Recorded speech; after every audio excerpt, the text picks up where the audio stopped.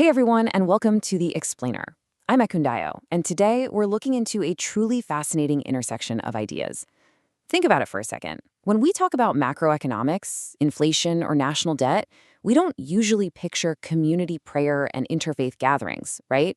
Well, as we're going to see today, those exact concepts were deeply interwoven at a major recent national event. We're exploring the absolutely critical link between national stability and interfaith harmony. So let's just dive right in. The whole premise we're unpacking today is this completely unexpected link between interfaith unity and national economic survival. Honestly, it sounds like two completely different worlds. On one hand, you've got the cold, hard numbers of a nation's financial recovery. And on the other, you have the moral and spiritual guidance provided by local community leaders.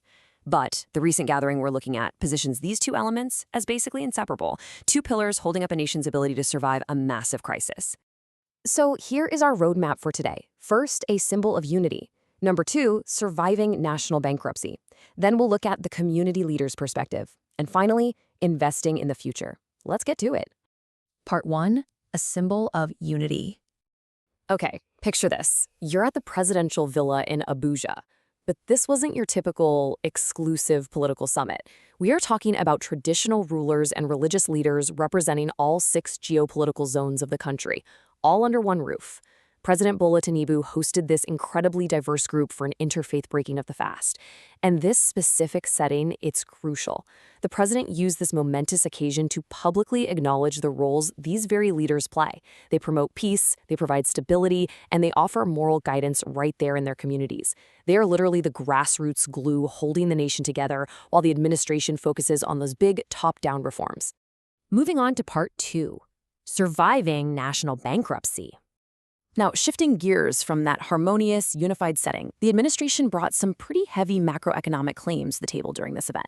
The crucial point is really captured in President Bola Tinubu's own words. He stated, "No governor in this country is running around the banks to borrow money to pay the salaries of their workers." He went on to declare that his administration, through its rigorous economic reforms, has officially saved Nigeria from bankruptcy. He fully acknowledged that when they took over, the situation was, well, remarkably daunting. But right there, in front of those religious and traditional leaders, he proudly declared that the nation had survived the financial brink. The administration is painting a really stark contrast here. In the daunting past, they noted severe threats of bankruptcy and desperate terrorists leaving trails of blood, basically a dual threat to national existence. Today, however, they're reporting that the economy has turned a corner.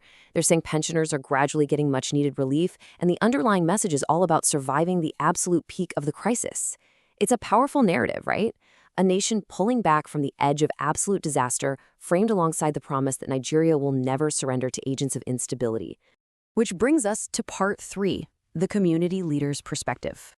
You know, it's one thing for the administration to declare economic survival from the top, but how did the actual traditional and community leaders in the room respond to this? Speaking on behalf of the Nigerian Supreme Council for Islamic Affairs, the Etsu Nupe, Yahya Abubakar expressed profound gratitude to the president for hosting leaders of the 2 major religions at the breaking of the fast. He noted that it powerfully symbolizes unity, and actually, he focused his response right back on deeply rooted community needs, praying for God's guidance, divine protection, peaceful coexistence across the country, and ultimately, the success of the leadership. And that bridges us perfectly over to the Christian perspective. Archbishop Daniel Oko, the president of the Christian Association of Nigeria, and representing the president of the Evangelical Church Winning All, assured President Tinubu of the church's full support.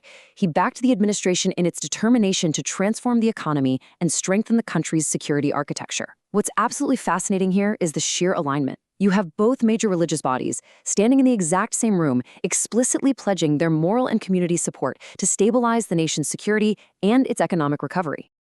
And that leads us to our final section, part 4, investing in the future. Okay, so we've got this foundation of interfaith unity, and we've talked about surviving immediate economic bankruptcy. But where does the government actually go from here?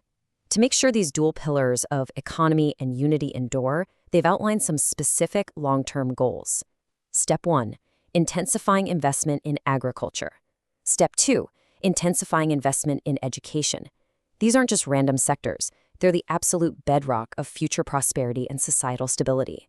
By committing to agriculture, the focus is squarely on food security and self-reliance.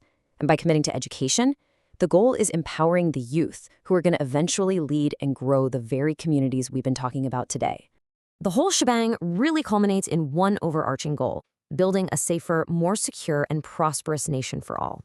The administration's direct plea to the citizens, communicated right through these traditional and religious leaders, is essentially a call not to lose hope. It's a profound focus on collective survival. The economy may have turned a corner, according to the government, but achieving total, long-lasting prosperity, that relies heavily on the continued peace and unity that those community leaders foster every single day on the ground. So, as we wrap up this explainer, I really want to leave you with this question to chew on. Can top-down economic reform truly succeed with a bottom-up unity championed by community and religious leaders? It definitely makes you think. As we've seen today, the fiscal policies keeping a nation out of bankruptcy might just be fundamentally dependent on the grassroots peace maintained in our local communities, our churches, and our mosques. Thank you so much for joining me, Ekan Dayo, on this explainer. Keep learning, keep questioning, and I'll see you next time.